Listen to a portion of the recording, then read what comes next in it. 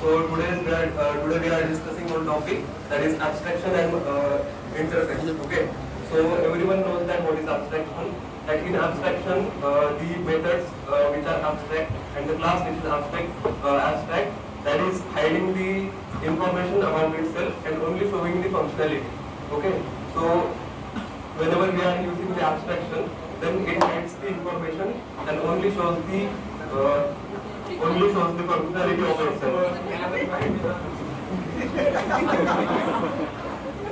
Only shows the functionality of itself. Okay. To understand the abstraction in better way, we will take an example. Let's assume that I am a user and I have to send an SMS to any other user or any other person. So what I will do that I will use a messaging app, and in that messaging app I will write a message in type box. That is, I will type the message in type box and I will click on the send button. Okay. So as a user, I don't need to understand that what processing the messaging app is doing. Okay. I only need to understand that what the implementation I'm getting. I need to understand that the message is going to deliver for sure. Okay. That is what I want as a user. Okay.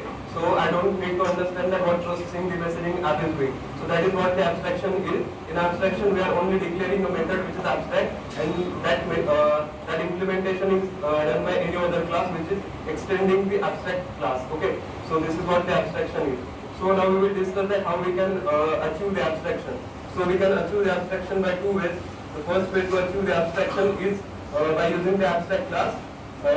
Whenever we need to achieve the abstraction from 0 to 100%, then we are using the abstract class to achieve the abstraction. And whenever we want to get the abstraction of 100%, then we use the interflow abstraction. Now we will discuss firstly as by which we can achieve the abstraction. So firstly, then both the class become abstract. To understand this scenario, we will take an example. Like let's assume that we are solving any question. So let's assume we are having the 10 steps in that answer of that question. So whenever we are making any step wrong, so both the answer become wrong. We cannot say that we have only made one step wrong, so answer is correct. It is not correct. Whenever we are making any step wrong, then answer is going to be correct. Answer is going to be wrong. Okay, so same scenario in this case. Whenever we are having the multiple properties in any class, and whenever we are having any abstract method in that class, so all the class become abstract. If that class is having multiple concrete methods and multiple abstract methods, then that class become abstract. Okay, so now we will discuss that how to create any method abstract. Okay, what is the declaration of creating any method abstract? Okay, so we are having the two methods. Let's assume that we are having the two methods. One is concrete method and one is abstract method. So general way to declare the concrete method is just access modifier in the return type of that method and the name of that method, and parameters to be passed in that method, and along with the body. Okay, in that body we are writing the setup statement, and the setup statement is nothing but the implementation of that method. That is the body of that method. So this method is said to be a concrete method. But when we are not providing any body to that method, then that method is said to be incomplete method. That is the abstract method. So we declare the abstract method by using the declaration, that is access modifier, then the abstract keyword over there, and then return type and name of that method along with the parameters to pass, and then semicolon. That is what the abstract method is. This method is not having any body. That is this incomplete method. That is abstract method. So this is how we declare the abstract method. Now we are having the multiple methods in that abstract class, like the concrete methods and abstract method as well. Now whenever we need to implement that abstract method, so in this case, what the abstract class will do? The abstract class will allow the other class to extend the abstract class and implement the methods from abstract class that are not implemented. That is abstract methods. Okay. So whenever any class will extend the abstract class, then that class will need to implement abstract methods from the abstract class. So that is what the abstraction is. Okay. So you will think that why do we need to use the abstract class? Because we can implement same methods in any class. Okay. So why there is need to create any abstract class and then to extend that class into another class? Okay. So the need arises when the client has some requirements. Okay. So client only declare that requirements of client. Okay.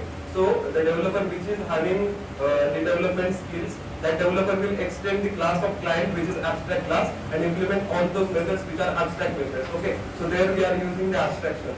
So this is the use of abstraction. Now we will see the interface. Okay. So interface is nothing but it is a view copy of the abstract class. So it is same like the abstract class, but only difference in the interface is that we can only create the abstract methods in interface. We cannot create any concrete method inside the interface. So that is what only difference is in between the abstract class and interface. Now we will discuss few differences between the abstract class and interface. Okay. So the first difference I have explained as now. The second difference is that in abstract class, whenever we extend the abstract class into any other class, we use the extend keyword over there. When we need to inherit the one abstract class into any other class, we use the extend keyword. And whenever we, in case of the interface, whenever we implement any interface in any other class, then we need to use the implements keyword over there. So this is what the difference is in between abstract class and interface. Then another one difference is in abstract class we can use any type of variable, that is final, non-final, static, non-static, any type of variable we can use in abstract class. But in case of the interface, we can use only final and static variables. We cannot use non-final and non-static variable in interface. Okay. Now.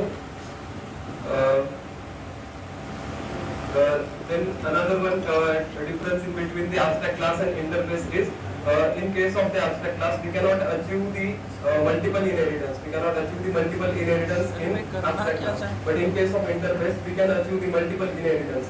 Like multiple inheritance means one parent, one child class is having the multiple parent classes.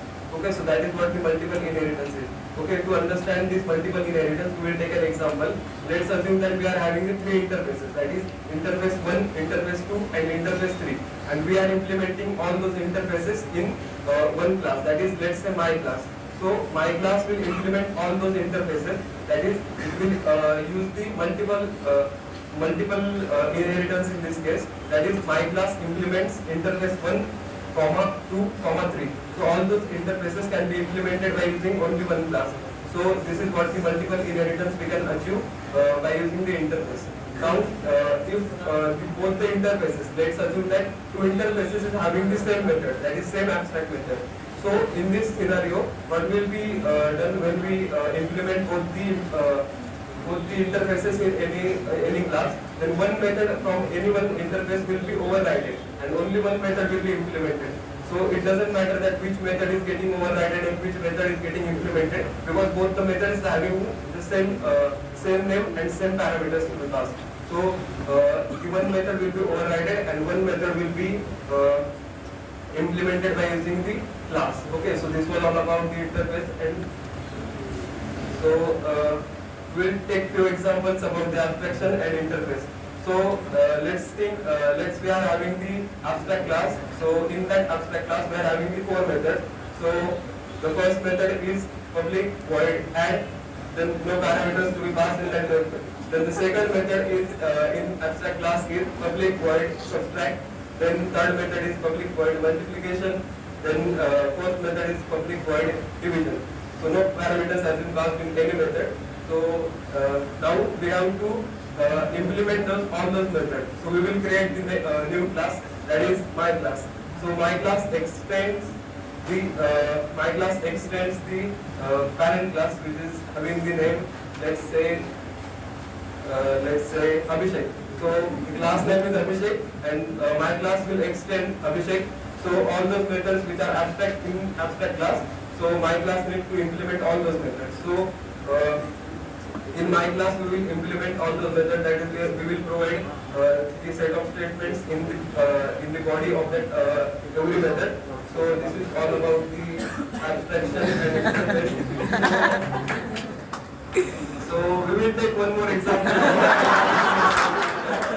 Multiplication, public void division. So we will create one class will implement that method, that is implements the interface, and we will implement all the method in that interface. And so So we can so this is how we can implement all the methods which are abstract in interface. So this was all about the interface and abstraction. Thank you so much.